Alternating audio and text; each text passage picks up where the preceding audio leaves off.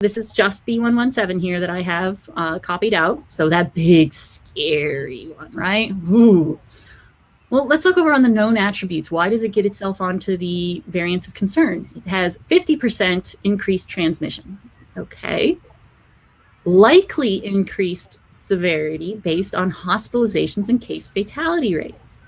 But it has minimal impact on neutralizations by the antibody, monoclonal antibody therapeutics, minimal impact on neutralization by convalescent post-vaccination sera.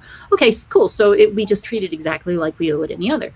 But the two that they're causing the B117 to be more scary are an increased transmission rate or increased severity based on hospitalizations and case fatality rates. Now, if you look at those two lines, they have two little numbers right next to it. So they're being cited. And at the bottom of this page, they have links to what they were citing. And I went and I looked. You actually read the references? I went to the reference. What a scientist! I know, crazy. So I went to the references. So let's go look at some of these references. So this is the abstract of the reference for the first line, which is, we've got a 50% increase in transmissibility. Okay, so what's this one talking about? Well, using a variety of statistical and dynamic modeling approaches. So the same kind of... What? What? Dynamic modeling approaches? Modeling approaches. So go back up there. So they're modeling. It's a fitted two-strain dynamic transmission model.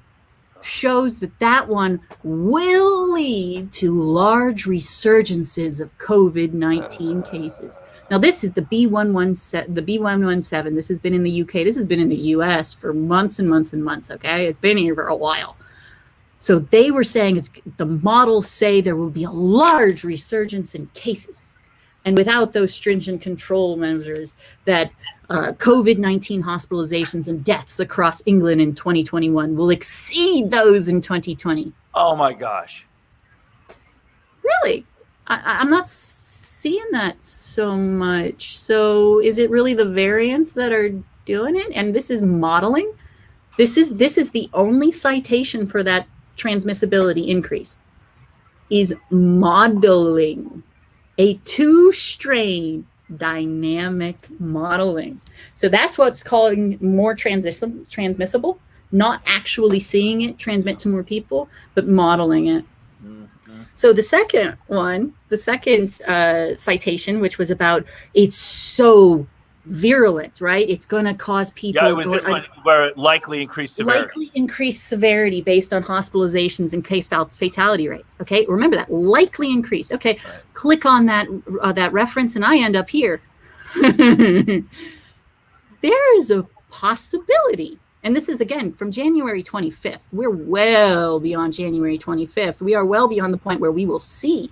And this is a non-report. It says non-peer-reviewed there. And it's non-peer-reviewed, but this is the only citation for the likely increase in severity. But wait, there's more. Read it. There's a possibility that the infection with this variant is associated with an increased risk of death compared to previous strain. Okay, wait, but then the reason they're saying this is because of increased case fatality from several independent UK studies of samples with S gene target failure, which is a proxy for the B117. Oh. So they have looked at studies that looked at a change in the S gene as a proxy. That means as a stand-in. They didn't even look at B117. A proxy means that they didn't actually study it. They studied something that they thought might behave just like it. That's like it. Exactly. But I noticed your double underline. Go for it, girl. So the double underline, the COVID Clinical Information Network has not found evidence of increased hospital case fatality with this variant. Wait a minute, that's exactly opposite. Yes, and that is reference number 6. They referenced something that said the opposite Yes. of what they Yes. said.